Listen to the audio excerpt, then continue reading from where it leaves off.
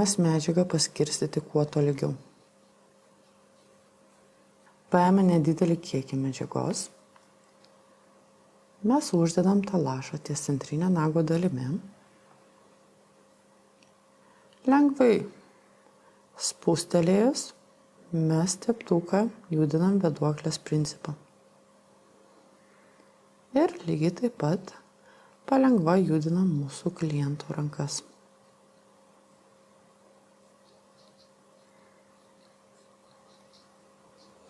Ir išskirstom medžiagą iki galiuko. Apsukam mūsų ranką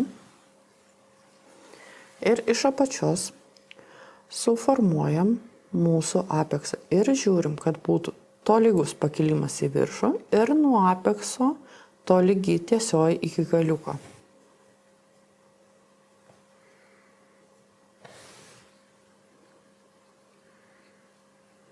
Kišam į lempą.